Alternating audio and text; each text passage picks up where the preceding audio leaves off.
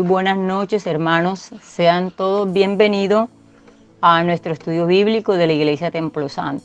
Que esta noche sea una noche de gran bendición, porque cada vez que exponemos la palabra, ella nos trae vida, fortalece nuestra fe. Dice la palabra de Dios que la fe viene por el oír su palabra. Les invito a orar.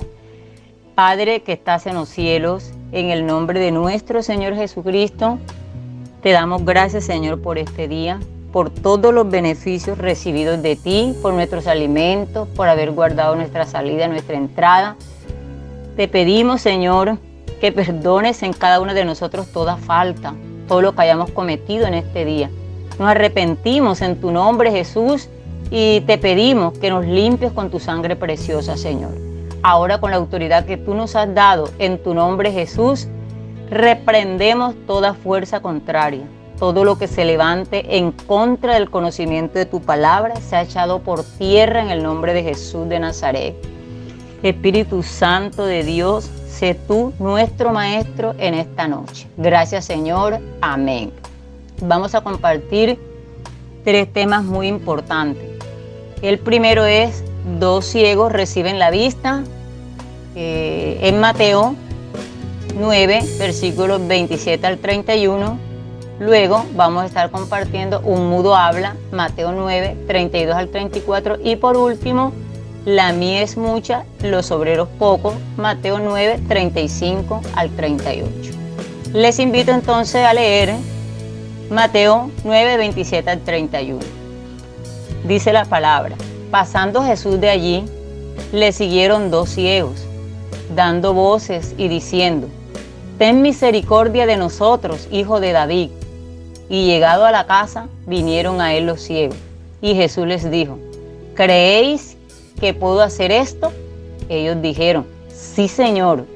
Entonces les tocó los ojos, diciendo: conforme a vuestra fe os sea hecho. Y los ojos de ellos fueron abiertos. Y Jesús les encargó rigurosamente, diciendo: mirad que nadie lo sepa. Pero salidos ellos, divulgaron la fama de él por toda aquella tierra. Dios nos bendiga a través de esta palabra. Cuando el pasaje inicia diciendo pasando de allí, está refiriéndose a los milagros que ya Jesús venía haciendo. Y la expresión de ellos, que daban voces diciendo: ten misericordia de nosotros, hijos de David. Estas 2 expresiones son muy valiosas. Ten misericordia de nosotros, hijo de David. La palabra misericordia está compuesta de 2. Miseri, que significa que viene de miseria, y cordia, que viene de cardio, de corazón.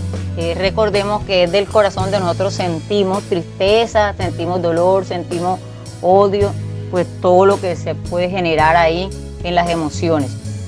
Significando esto que ante nuestras miserias, recordando de dónde venimos, de una naturaleza caída, que hoy estamos en este estudio bíblico, que hacemos parte de una iglesia local, porque llegamos al Señor también con nuestra mente entenebrecida, con muchos pecados, listos para ser condenados, vivir una vida miserable, física. Bueno, cada uno sabe en qué condición llegó al Señor, pero es aquí donde esta misericordia que el Señor tuvo con cada uno de nosotros. Su misericordia perdonó nuestros pecados y hoy podemos estar aquí y podemos avanzar. Ellos conocían esa misericordia. Ahora, cuando ellos dicen hijo de David, ¿por qué utilizan hijo de David? Porque ese es un título mesiánico 100%. Israel conocía esta profecía. Ahí en Jeremías 23:5 está diciendo que de ahí de David vendría el que le iba a ayudar a salir de todas estas dificultades, de todos estos problemas. Ellos conocían esa profecía, pero hay algo mucho más importante también, además de que conocían esta profecía, y es que ellos conocían que David era un hombre compasivo. Ahí en 1 Samuel 22, del 1 al 2, vemos cómo la gente seguía a David. ¿Quiénes le seguían? Dice este versículo en 1 Samuel 22, 1 al 2. Yéndose luego David de allí, huyó a la cueva de Adulán. Y cuando sus hermanos y toda la casa de su padre lo supieron, vinieron allí a él. Y se juntaron con él todos los afligidos y todos los que estaban endeudados y todos los que se hallaban en amargura de espíritu. Y fue hecho jefe de ellos y tuvo consigo como 400 hombres. David siempre fue un hombre compasivo. David siempre estuvo pendiente de sus padres cuando era perseguido por Saúl. Fue donde el rey y le dijo, por favor, cuida aquí a mis padres hasta que yo sepa qué Dios quiere conmigo.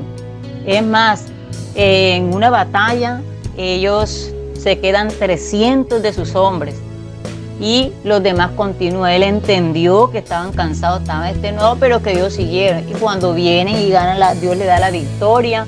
Los que estaban con ellos le dijeron, ¿para qué le iban a dar lo que se habían quedado? Si no habían terminado, si habían quedado allí cansados. Y él le dice, no es así, hermano mío, es lo mismo para el que se va como para el que se queda. ¿Quién nos dio la victoria?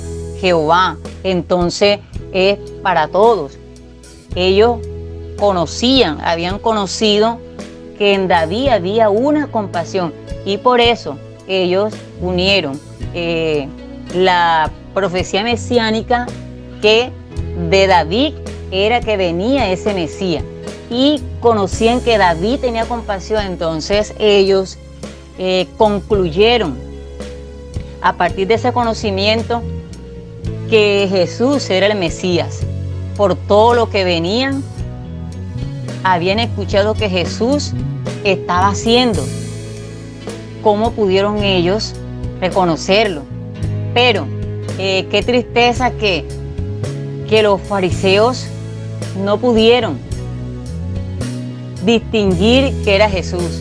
Los ciegos, aunque vivían en tiniebla de sus ojos físicos, pero en su interior apreciaban la luz de Cristo, ¿cierto?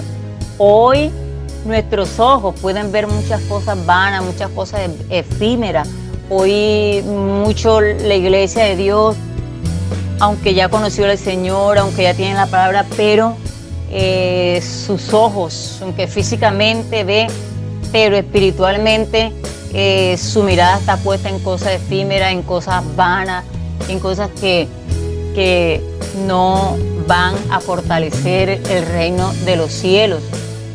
Y por eso es que Jesús decía en Juan 8:12, Él decía, yo soy la luz del mundo, el que me sigue no andará en tinieblas, mas tendrá la luz de la vida. Qué maravilloso, porque estos dos ciegos, nadie los estaba guiando. Estos dos ciegos, ¿qué los motivó a ellos a gritar? ¿Qué los motivó a ellos a seguir y avanzar y gritar? Ten misericordia de mi hijo de David. Lo que les motivó a ellos es esa palabra que conocían, esa profecía de que venía un Mesías que era de la casa de David y conocían quién era David, que era compasivo. Habían oído que Jesús venía y todo lo que él estaba haciendo, ese conocimiento lo llevó a concluir de que era Jesús y por eso ellos no le dijeron hombre bueno, Jesús, sino que directamente le dijeron hijo de David, ten misericordia de nosotros. Qué tristeza que los fariseos, con todos los conocimientos que ellos tenían, no pudieron discernir por su arrogancia, por su egoísmo. Pero hermanos, qué bueno es conocer la palabra de Dios. Qué bueno es que usted en esta noche esté en estos estudios, los domingos esté en los estudios, los jueves, y aún por sí solo usted puede estudiar la palabra. Porque la misma palabra de Dios nos dice escudriñar las escrituras porque en ellas parece que hay salvación. Muchas personas, con el solo hecho de conocer la palabra, de memorizarla, de escucharla, han tenido momentos, hay muchas personas que cristianas por situaciones difíciles que han intentado de quitarse la vida, pero allí llega el Espíritu Santo que trabaja con la palabra, que nosotros tenemos. Le trae una palabra y le impide que tomara esa decisión. De igual manera, cuando nosotros tenemos esa palabra, estamos en oración, buscamos al Señor, esta palabra va a ser un límite que te va a impedir a ti tomar una mala decisión de un negocio, de tomar un cambio que quieras hacer de casa o de empleo. Entonces, cuán importante es que estudiemos la palabra, porque fue esta misma palabra que motivó a estos dos ciegos físicamente a buscar al Señor y no les impidió eso, porque el conocimiento que tenían ellos fue el que los llevó a pedir esa misericordia. Qué importante que también nosotros podamos mirar nuestro interior y mirar cómo está esa luz, qué está alumbrando, cómo estamos de esa luz del Señor en nuestra vida, porque estos ciegos estaban ciegos físicamente, pero por dentro tenían claro esa palabra. Debe mirar también de qué manera, a dónde estamos mirando. Dice el Señor, puesto los ojos en Jesús, el autor de la fe. Jesús le hace una pregunta: ¿creéis que puedo hacer esto? Era una pregunta concreta donde el Señor quería mirar, que hablara, conocer, que expresaran. Es importante saber que cuando la Biblia habla de fe, está hablando de una actitud, de la manera con la cual nos acercamos a Dios. Es importante que tengamos eso. ¿Por qué? Porque no es que nuestra fe tenga poder en sí misma. Por ejemplo, que yo puedo decir sí, tengo fe, y ya porque yo digo tengo fe y voy a necesitar 10 millones de pesos, y digo yo tengo fe, esos 10 millones de pesos ya van a venir enseguida. No. Ya porque yo diga que tengo fe o mencioné algo, ya se va a solucionar el problema. No. La fe con la cual el Señor le está haciendo la pregunta a Jesús y la que el Señor anhela de nosotros es esa primera bienaventuranza donde dice: bienaventurados los pobres en espíritu, porque ellos heredarán el reino de los cielos. Esa pobreza espiritual es reconociendo que yo no soy incapaz de levantarme, soy incapaz de hacer algo por mí mismo, que no puedo salir del estado donde estoy, y que el estado donde estoy, si no salgo de aquí, si no cambio, voy a ser destruido. Y es allí donde el Señor está pronto: ¿crees que puedo hacer esto? ¿Y qué dicen ellos? Sí, Señor. La respuesta que le dan: sí, Señor. Ese creer es cuando me acerco al Señor, cuando creo que Él todo lo puede, cuando me acerco segura de que voy a depositar mis manos al Señor y que de aquí en adelante todo lo que venga, el Señor sabe lo que va a hacer.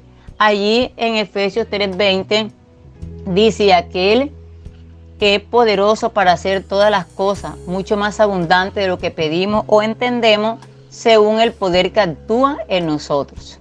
¿Sí? Qué importante que esa fe, dice el Señor, aquel que es poderoso es quien, el Señor, para hacer todas las cosas mucho más abundante de lo que pedimos, entendemos. Entonces, cuando nosotros llegamos al Señor, me acerco a Él y se me acerco porque estoy creyendo que Él pueda hacer en mí cosas grandes. Y ahora el Señor me dice: aún del que tú puedes creer, yo puedo hacer cosas grandes en ti, yo puedo hacer más, aún de lo que tú ni siquiera entiendes. Aquí lo que el Señor está hablando es de qué manera yo me estoy acercando al Señor, de qué manera me acerco, cómo yo estoy mirando al Señor. Es importante pues aclarar esto, que hay muchos milagros que ocurrieron sin que la gente tuviera fe.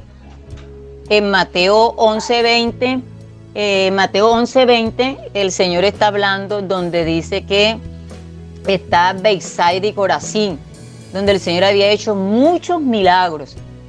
Pero ¿qué pasa? Que ya era tiempo de que esta gente, a pesar de que ellos no tenían fe y que el Señor hizo ese milagro, era tiempo de que ellos pudieran arrepentirse, de ver que a través de ese milagro Dios tenía el poder para operar milagros, para mirar lo que ellos hicieron, que podía llevarles a ellos a arrepentirse y poderse acercarse al Señor, pero no lo hicieron. La misma palabra de Dios dice, tiempo es de que te hubieses arrepentido, pero hay de ti, porque el castigo de Sodoma y de Gomorra va a ser menos fuerte, pero de ustedes va a ser más fuerte, porque es que a ustedes se hicieron muchos milagros, y los milagros, hermanos, que si uno hace muchas veces a una persona, a veces que aunque no tenga fe, lo hace para que crea, para que vea el poder de Dios, para que vea cuánto le ama a Dios, cómo Dios le hizo ese milagro, sea de una enfermedad, sea de un endemoniado, sea de lo que venga, pero que pueda creer que hay un Dios que le ama y que pueda acercarse. Entonces, esa fe, esa pregunta del Señor era, ¿crees que puedo hacer?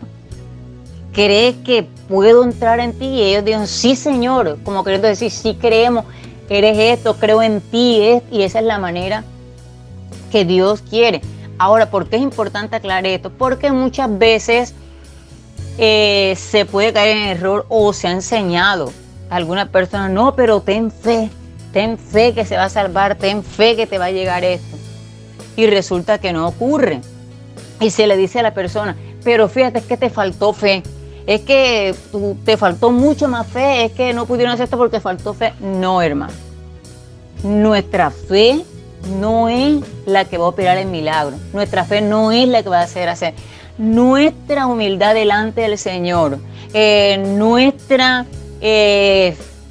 deseo del Señor de convertir al Señor nuestro amo en nuestra vida y confiarle en nuestra vida en Él y saber que Él va a hacer, que todo lo que Él va a hacer es bueno.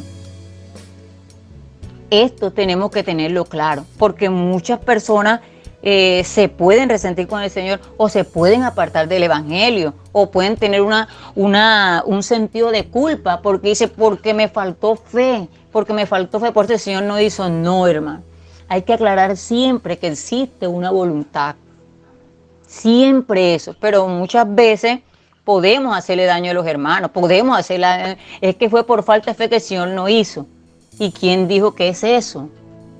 La fe que Dios está pidiendo es la manera, con honra, con humillación, como dice el Señor, con un corazón contrito y humillado.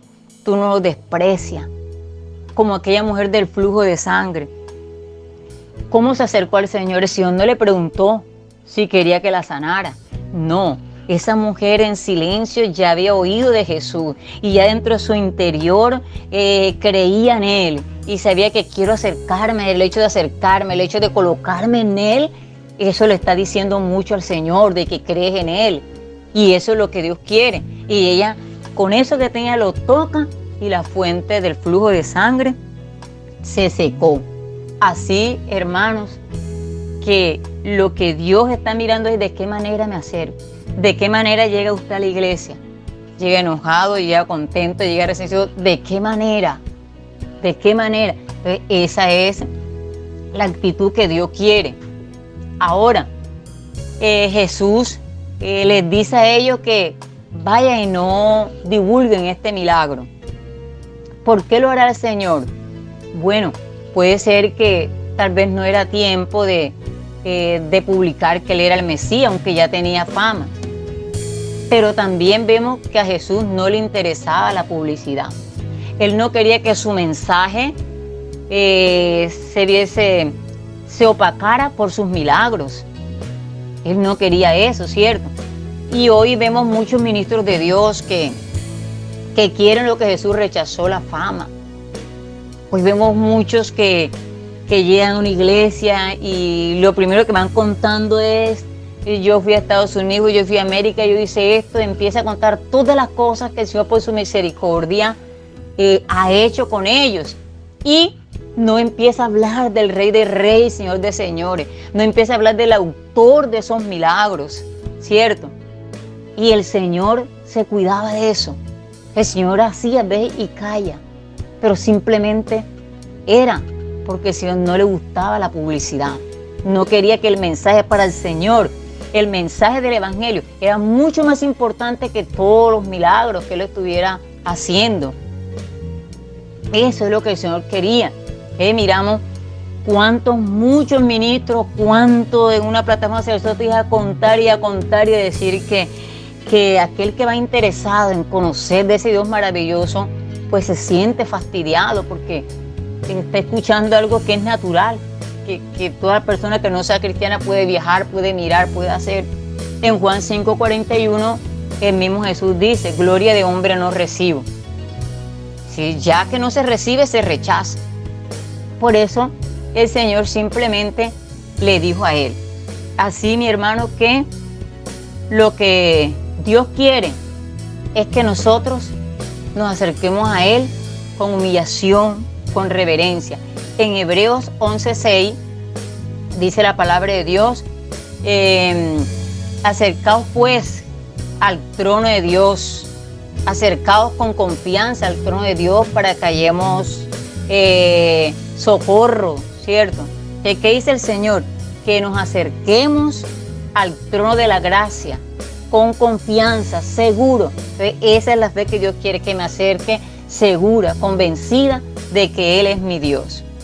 Vamos ahora a Mateo 9, 32 y 34. Un mudo habla. Mientras salían ellos, he aquí le trajeron un mudo endemoniado. Y echado fuera el demonio, el mudo habló. Y la gente se maravillaba y decía, nunca se ha visto cosa semejante en Israel. Pero los fariseos decían, por el príncipe de los demonios, echa fuera los demonios. Bueno, cuando la palabra dice, mientras salían ellos, ¿quiénes salían? Los dos que habían estado ciegos. Vemos cómo el ministerio es incansable, cómo Dios no rechaza a nadie, cómo Jesús podía sentirse cansado, no, por el que llegaba, sentía y miraba su necesidad, ¿cierto? Hoy muchas veces en la iglesia universal, entonces tienes que sacar cita porque no puedes hablar con el líder, no puedes hablar con el pastor, tienes que aplazar, pero Jesús lo vemos cómo salen ellos. Estos dos ciegos, inmediatamente viene un mudo, por eso dicen mientras salían ellos, esos ciegos que Jesús había terminado de hacer ese milagro, venía otro milagro. Ahora, ¿qué sucedía con el mudo? El mudo no nació mudo, porque sus cuerdas bucales no estaban atrofiadas. No, porque la misma palabra está diciendo que estaba endemoniado. El demonio no le permitía hablar, ¿cierto? No le permitía hablar, pero él tenía su voluntad, simplemente que no le permitía expresarse. Hermano, es importante saber que el demonio tiene poder limitado, pero aunque sea limitado, puede hacer mucho daño. En Marcos 9:22 encontramos cómo es llevado un joven a los pies de Jesús, cómo los papás le piden que haga algo por ellos, y cuando lo llevan dice que ese demonio lo revolcaba echando espumarajo, y Jesús preguntó al padre, ¿cuánto tiempo hace que le sucede esto? Y él le dijo, desde niño. Qué tremendo, hermano, desde niño. O sea, mire que un niño puede estar endemoniado, puede estar contaminado de un demonio. Es importante que sepamos esto. Y sigue diciendo, y muchas veces le echan el fuego y en el agua para matarle. Y le dicen a Jesús, pero si puedes hacer algo, ten misericordia de nosotros y ayúdanos. Este niño estaba controlado por ese demonio, y vea que ya estaba joven, y por eso le hace la pregunta, ¿desde cuándo? Desde niño. Hay muchos niños que pueden estar endemoniados, y hay que mirar eso cuando un niño está endemoniado. Pero también quiero aclarar que hay enfermedades que realmente sí son, porque no se cuida el cuerpo. De pronto usted comienza a comer mucha grasa, mucho helado, y le molesta el colesterol. Hay enfermedades pues genéticas, hay enfermedades, pero también hay enfermedades puestas por demonios. ¿Cómo sabemos nosotros qué es? Bueno, si nosotros tenemos esa luz de Cristo, si estamos buscando al Señor y si estamos llevando al Señor primeramente todo esto, Dios nos va a dar dirección, porque sí han habido muchas personas aquí en nuestra iglesia Templo Santo, han sido liberadas de hechicerías tremendamente, como también han sido sanadas de cáncer, de enfermedades. importante que nos quede muy bien claro esto, que sí, un demonio puede colocar una enfermedad, un cáncer, un demonio puede enloquecer, un demonio puede colocar un demonio de prostitución, de homosexualismo, pero que también podemos enfermarnos y que la única manera de saberlo es que estemos esa luz brillando en nosotros a través de la oración, de la palabra, viviendo como Dios quiere que vivamos, llevando esa situación a Él, como aquellos dos mudos que se acercaron. Entonces me estoy acercando al Señor con confianza y el Señor me va a indicar qué es lo que hay que hacer, o tal vez me envía a alguien para que me libere, o el Señor me diga, que me guíe un hermano y le dice, no hermanita, acá está tal médico, y a través de esa hermana que le mostró ese médico, Dios la va a sanar a usted. O el Señor le revela a algún hermano y le muestra, y ese hermano se presenta a su casa y le dice, hermano, vengo de parte del Señor. El Señor me ha mostrado que usted tiene un dolor en el vientre y me ha dicho que me ponga a los manos, que le coloque las manos en su vientre y que reprenda ese demonio y va a ser libre. Y efectivamente sucede esto. Esto es así, hermano, porque el Señor vino para liberar. Importante que tengamos bien claro este punto que acabo de explicar. Pero, ¿qué quería Mateo con este pasaje? Mateo con este pasaje quiere resaltar la reacción que la autoridad de Dios había creado en ese día. Hay dos reacciones: la reacción de la gente y la reacción de los fariseos. ¿Cuál era la reacción de la gente? Ellos se maravillaban o admiraban. ¿Qué es maravillarme? Es sorprenderme por algo que ocurre. Es una emoción que me da y que digo, qué bonito, qué hermoso, pero se desvanece en un momento. Entonces, es lo que el Señor estaba mostrando allí, lo que Mateo quiere que estudiemos estas reacciones. Maravillar o admirar no nos lleva a la salvación. ¿Qué nos lleva a la salvación? Nos lleva a creer en el Señor, reconocer que somos pecadores, arrepentirnos, apartarnos del pecado, aceptar al Señor y empezar a caminar con esa palabra del Señor. Pero el que yo diga, qué hermoso Jesús, cómo sana, qué hermosa la palabra, qué lindo el Evangelio, y sigo la vida como la sigo, simplemente fue que me maravillé y que me admiré, pero no le di el valor porque mi vida siguió igual. Estas mismas personas que se maravillaron, qué maravilla, nunca había ocurrido en Israel, fueron las que aquella vez le dijeron a Jesús, crucifícale, crucifícale. Sí ve entonces que la maravilla es una emoción pasajera. Es como cuando usted va a un almacén y usted vio qué zapatos de lindo, qué hermoso. De pronto a usted se los midió y no le gustó. Pero la que quiere vender insiste, no, pero mira qué lindo que te queda. Y usted empieza a decir, no, sí son maravillosos, sí son lindos, sí son... Bueno, pero yo regreso, ya voy, tengo que salir, yo vengo. Usted disimuladamente, sin ofender a doña Lamander, está haciendo un lado a esta persona porque no rechazó sus zapatos, ya le dio algo que no le gustó. De igual manera es el que se maravilló. Me maravillé, qué grande es el Señor, qué bonito, qué esto, y sigo. Pero me aparto porque no voy a cambiar, no voy a dejar de hacer lo que yo soy. Miremos la reacción de los fariseos. Los fariseos, ¿cómo reaccionaron ellos? Bueno, ellos admitían que los milagros de Jesús eran verdad, pero ellos querían recuperar la autoridad que Jesús les estaba quitando. ¿Por qué? Porque es que esa gente estaba asombrada.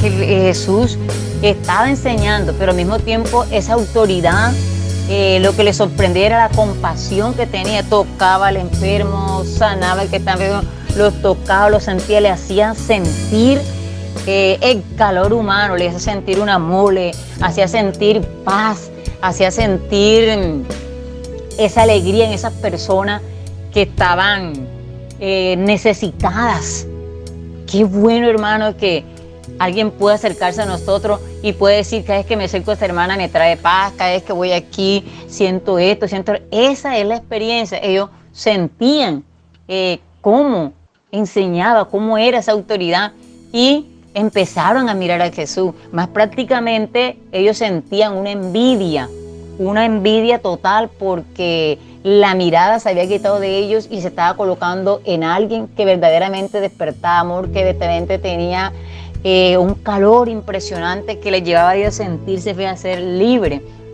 Ahora, ¿qué hacen ellos? Ellos hacen un plan para desacreditar a Jesús delante de los que estaban admirados o maravillados. El plan era ponerlos a dudar. ¿Y cuál fue el plan? Decir que por el príncipe de los demonios Jesús echaba fuera demonios. Así empezaban a que dudaran, porque ellos no querían que Jesús le quitara esa posición que tenía. Hermano, cuando nosotros también le servimos al Señor, cuando usted realmente está haciendo como Dios quiere, dice la palabra de Dios que el que quiere caminar dignamente recibirá persecución. No se sorprende usted si está caminando con el Señor, si está haciendo su trabajo bien hecho y de pronto se levantan sin ningún sentido, se levantan a destruirlo, se levantan a hablar, se levantan a hacer, no importa, porque Dios está allí como poderoso gigante para defenderlo. Así estaba Dios con su Hijo, con Jesús. Y aunque esta gente levantó esa envidia que tenía, pero no podían, porque Él es Rey de Reyes, Señor de Señores, que estaba ahí con el amor, con esa paz, con esa compasión que derrota toda envidia, que acaba todo espíritu de destrucción. Pero los fariseos no tan solamente que estaban haciéndole daño a Jesús, también ellos estaban haciendo daño. ¿Por qué? Porque ellos estaban cerrando las puertas a la salvación al decir que Jesús estaba echando fuera demonios por demonios y no que era por el poder de Dios a través del Espíritu Santo. En Mateo 12:32 dice, cualquiera que dijera alguna palabra contra el Hijo del Hombre será perdonado. O sea, dice la palabra, díganle que mi Jesús es comilón, que mi hijo es comilón, que es esto, digan contra él lo que quieran. Pero contra el Espíritu Santo que está dentro del que es el que está haciendo la obra, no lo hagan. ¿Por qué? Porque no les será perdonado ni en este siglo ni en el venidero. ¿Cómo nos aclara esta palabra esto, hermano? Que ellos por su envidia, intentando dañar a Jesús, se hacen un daño a ellos. Así, hermano, todos aquellos que si estamos haciendo una obra como Dios quiere y se levantan a hacernos daño, ese mismo daño cae sobre ellos. Así como los fariseos, que se cerrando la puerta de la salvación, porque Jesús dice que este es el único pecado que no puede ser perdonado. Todos los demás pecados que ocurren aquí en esta tierra, por más atroces que hagamos, tienen perdón, pero la blasfemia del Espíritu Santo no tiene perdón. Y esto fue lo que ellos dijeron. ¿Cuánta gente no está hablando hoy? ¿Cuánto esa película ahora que están inventando que Jesús tuvo mujer, que Jesús tuvo... Eso es una blasfemia. ¿Cuántas cosas? Y hay que tener mucho cuidado con eso, porque Dios es real como el aire que respiramos. ¿Cuál es la reacción que Dios quiere entonces? Dios no quiere la reacción de los fariseos ni la reacción de esta otra gente que llegaron y se admiraron, qué lindo. Y a la reacción que Dios pide, la reacción que Dios quiere es que tengamos fe y obediencia a su palabra de una manera incondicional. En Juan 14:15 dice que si me amáis, guardad mi mandamiento. ¿Qué reacción quiere Dios de usted y de mí? La reacción es que tengamos fe, que creamos, que aunque vengan cosas tremendas, que lo que cada uno estemos pasando, yo no sé qué situación está pasando usted, yo no sé si tiene dolor, si hay un enfermo, pero no importa cuál sea la solución, Dios quiere que confiemos, que Él nos tiene esculpido en la palabra de su mano, que Él nos tiene guardado en su aljaba, que no es por vista, no es por vista, es por fe. En nuestro corazón seguro de que Dios está, que está con nosotros, que aunque veamos, que aunque esto se cierre por aquí, se cayó por acá, pero Dios está con nosotros. La reacción que Dios pide es una reacción de fe, de obediencia, no de que admiremos su doctrina, no, sino que tomemos su doctrina y obedezcamos a esa doctrina como Dios quiere que hagamos. Entonces nuestra reacción es fe y obediencia de una manera incondicional a su palabra, de acuerdo a Juan 14:15. Por último, en Mateo 35:38 del mismo pasaje, Mateo 9, vamos a estudiar la mies mucha, los obreros pocos. Recorría Jesús todas las ciudades y aldeas, enseñando en la sinagoga de ellos y predicando el evangelio del reino y sanando toda enfermedad y toda dolencia en el pueblo. Y al ver las multitudes tuvo compasión de ellas, porque estaban desamparadas y dispersas como ovejas que no tienen pastor. Entonces Jesús dijo a sus discípulos: a la verdad la mies es mucha, mas los obreros pocos. Rogad pues al Señor de las mies que envíe obreros a sus mies.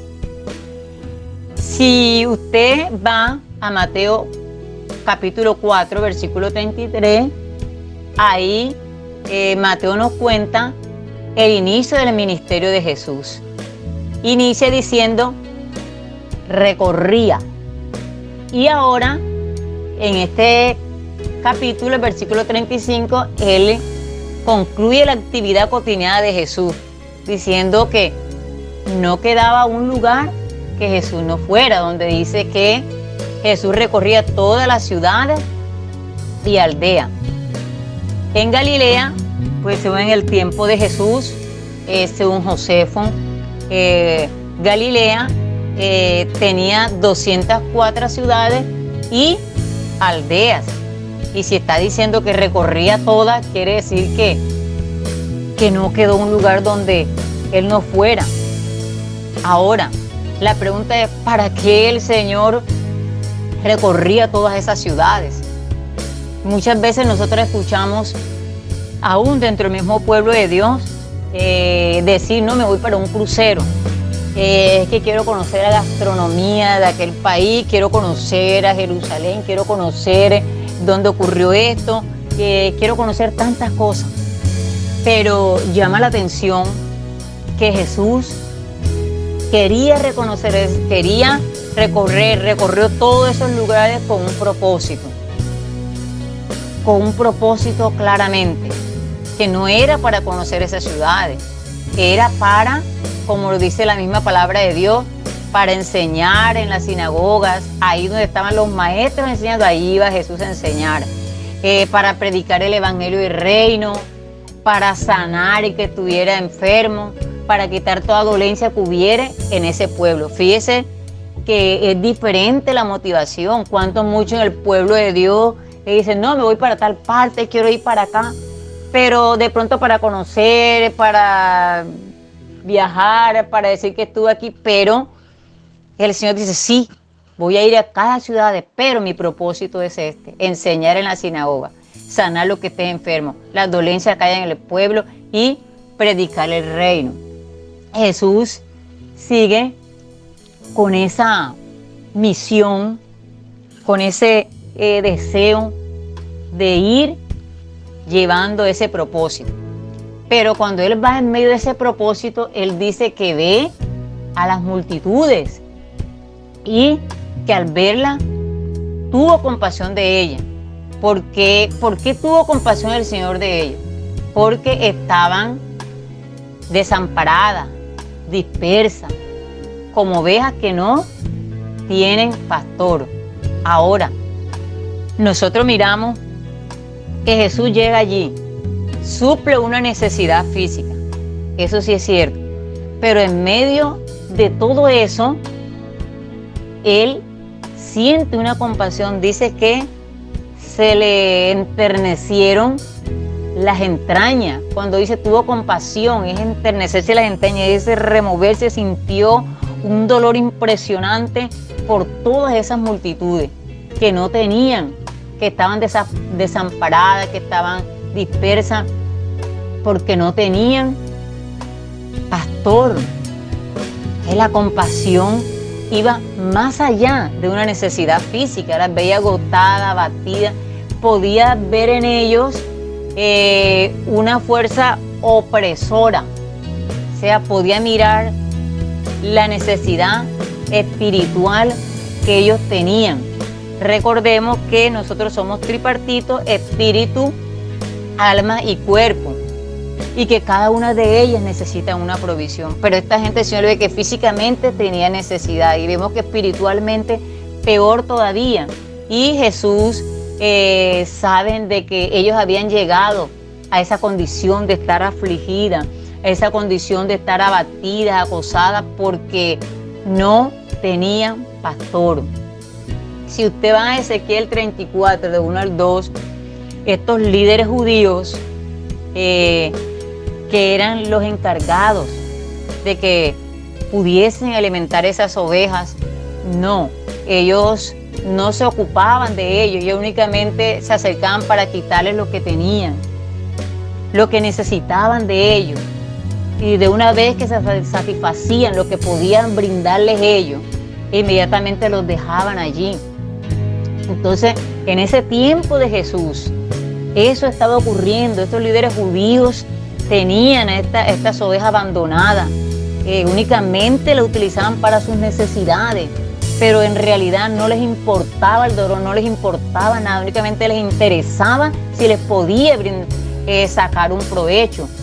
Entonces Jesús ve esa necesidad. El rebaño de Dios había sido robado, explotado. Eso estaba pasando en el tiempo de Jesús, y que aún teniendo maestros de la ley que se encargaran de la parte espiritual, pero estaban siendo explotados, no estaban siendo atendidos como debía ser. Y esto lo ve Jesús. La multitud no solamente estaba explotada, desamparada, dispersa, cansada, sino que eran muchas y que estaban listas para ser cosechadas. En Juan 4:35 dice: levantar los ojos y mirar que la cosecha está lista. No está diciendo que el campo está recién sembrado y que se va a sembrar en el campo. Está diciendo de que ya están listas. O sea que Jesús ve la necesidad en esas personas. Ve Jesús la necesidad de una evangelización, una obra apremiante. Era necesario evangelizar, era necesario hablar del reino. Y es por esto que Jesús dice: a la verdad la mies es mucha, mas los obreros son pocos. Entonces Jesús ve que la multitud es mucha, pero hay un problema, que los obreros son pocos. ¿Y qué solución da el Señor? Le dice a ellos, a sus discípulos: rogad, dice Señor, rogad al Señor de las mies, oren para que envíe esos obreros a esta cantidad de personas. Hermanos, los campos pertenecen a Dios, las mies, todo esto pertenece a Dios, y solamente Él puede mover el corazón para que se vaya a predicar, para que sintamos la necesidad.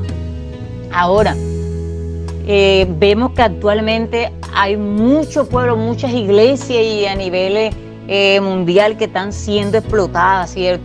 Porque se les está diciendo este evangelio de la prosperidad, que si das tanto Dios te va a bendecir, que si das tanto, y esas personas están perdiendo el conocimiento, no tienen el conocimiento que en el nombre de Jesús tú puedes reprender un demonio, que en el nombre de Jesús se someten las potestades de los demonios, no tienen la libertad de conocer, están siendo explotadas con un solo conocimiento.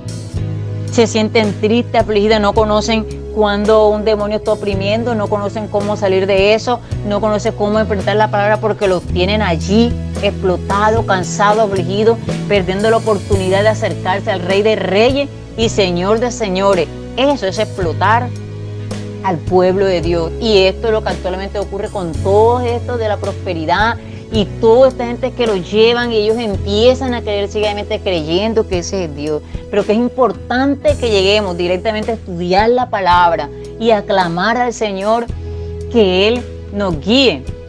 Ahora, hay una pregunta: ¿por qué muchas veces no oramos? Bueno, primero, porque a veces nuestras oraciones están centradas en las necesidades físicas. Ve que a veces pedimos, vamos a orar, pero siempre se está orando por todas las necesidades físicas, ¿cierto? Y porque solo sentimos compasión de las necesidades físicas. Y entonces estamos olvidando esa necesidad espiritual. Y una persona puede tener una necesidad de una casa, de comida, usted le puede suplir eso. Pero si esa persona no conoce a Cristo, si esa persona no avanza en el Señor, y porque nosotros le estemos dando algo, ya creemos que no, que va a llegar. No, hay que darle lo que físicamente, si está en nuestro alcance, hay que ayudarlo. Pero hay que decirle, estás en pecado, estás en condenación, tienes que arrepentirte para que seas libre de la condenación. Cristo murió por ti en la cruz del Calvario. Cristo te quiere mostrar un camino nuevo, pero es necesario que te arrepientas. La predicación que Jesús traía era: arrepentidos y convertidos, porque el reino de los cielos se ha acercado. Hoy el evangelio que se está predicando es: hermanos, ven al Señor, Él te ayuda, Él te quiere, no te preocupes, hermanito. Y no se le está diciendo, hermano, tú eres pecador. Hermano, tienes que reconocer que eres pecador, tienes que arrepentirte y convertirte y darle cabida al Señor en tu corazón y empezar a conocer la palabra y empezar a congregarte y empezar a que Dios te llene de esa luz para que tú puedas encontrar el camino y vas a ver la gloria de Dios. Ese es el evangelio que Dios quiere que presentemos. Ese es el evangelio que Dios quiere que le mostremos, porque Jesús no estaba haciendo a un lado las necesidades físicas. Jesús la suplió, pero Jesús es apremiante el alma, es apremiante. Por eso cuando Jesús fue a liberar cuando le presentaron al paralítico, ¿qué es lo primero que dice? Él le dice, tus pecados te son perdonados. ¿Y cuántos empezaron a murmurar que no lo dijeron, pero lo pensaron? Y Jesús le dice, ¿por qué piensan así? Para que sepáis que el Hijo de Dios tiene poder. A ti te digo, levántate. ¿Cierto? Entonces, para el Señor, hermanos, hermanas, que usted está escuchando en esta noche, es importante que hablemos del evangelio. Ese hermanito tiene necesidad, tiene necesidad de comida, de unos calzados, está bien. Dele los calzados, dele la comida, ayudémoslo, pero hablemoslo del evangelio, digámoslo que es pecador, digámoslo que tiene que arrepentirse, mostremos el evangelio tal cual es, no presentemos un evangelio barato que lleva a la gente a confiar de que yo puedo hacer todo y Dios me perdona porque es amor, recordemos que Él es amor, pero también juicio. Así, hermanos, que cuando nos fijamos únicamente en las necesidades, se puede estar convirtiendo en un ministerio social, ¿cierto? Que sirve. Entonces hay muchas iglesias que llevan a cabo un ministerio social donde se suple, pero se está dejando el alma. ¿Y qué tal que mañana esa persona muera? ¿Dónde queda? ¿Dónde queda su alma? Lo apremiante para una iglesia es el evangelio. Es el evangelio. Repito, hermanos, tenemos que ayudar, pero la iglesia no se puede convertir en simplemente una obra social, apenas en suplir que la gente venga. No, venga, pero este es el evangelio. Eso es lo que el Señor quiere. Y otras veces tampoco oramos porque por esas almas que están perdidas, porque muchas veces no entendemos la eficacia de la oración. Creemos que mi oración, tu oración no tiene poder. Hermano, tu oración, ahí donde me estás escuchando, es importante. Si empiezas a orar por los drogadictos, por los homosexuales, por todo, esa oración tiene un poder delante de Dios y va a haber una respuesta. Es importante eso. cuántas oraciones hacemos en la iglesia. Analicemos y miremos que todas las oraciones son por pedido físico. Repito, no está malo, pero que es importante que se pueda orar por todas las almas que están perdidas.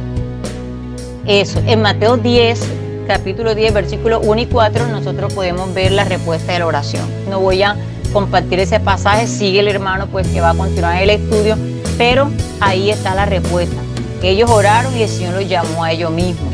Quiere decir, hermanos, que si empezamos a orar por todos los que estén perdidos, por los drogadictos, por los homosexuales, Dios nos puede usar a nosotros mismos también, como también levantar a otros. En conclusión, el Señor nos dice en 1 de Timoteo 2, del 1 al 4, exhorto ante todo a que se hagan rogativas, oraciones, peticiones y acciones de gracias por todos los hombres, por los reyes y por todos los que están en eminencia, para que vivamos quieta y reposadamente en toda piedad y honestidad, porque este es bueno y agradable delante de Dios, de nuestro Salvador, el cual quiere que todos los hombres sean salvos y vengan al conocimiento de la verdad. Hermano, es responsabilidad nuestra como iglesia de interceder por todas estas multitudes, porque hasta el día de hoy hay mucha gente que no conoce la palabra de Dios. Es nuestra responsabilidad de evangelizar, de mostrarle el evangelio como debe ser. Por eso Pablo decía, predica a tiempo y fuera de tiempo. Es el momento de predicar ahora más que nunca, hermano. Es el momento que la iglesia puede levantar ayunos, intercesiones por todos los perdidos, porque a eso vino el Señor. Les invito a orar, hermano. Señor, te damos gracias en esta hora por todos los beneficios recibidos de ti en esta noche. Gracias por esta palabra, Señor. Que esta palabra, Señor, nos alimente. Que esta palabra seamos, Señor, fortalecidos a través de tu Espíritu Santo. Ministra a cada uno, Señor. Tú sabes cómo cada uno ha recibido esta palabra. Te pido, Espíritu de Dios, que tú le guíes en todo proceso. Señor, que despiertes en nosotros ese fuego de Jeremías por predicar tu palabra, Señor. Por orar, por ayunar, por interceder por todas esas almas que aún no te conocen. Por todos estos grupos, por los homosexuales, por los drogadictos, por las prostitutas, por todo, Señor, que cada día como iglesia podamos presentarnos delante de ti y pedir, Señor, que levantes, que toques, Señor, muchos obreros y que nosotros vayamos, estemos dispuestos una vez que tú nos llames. Señor, gracias, Señor, en tus manos nos entregamos. Amén.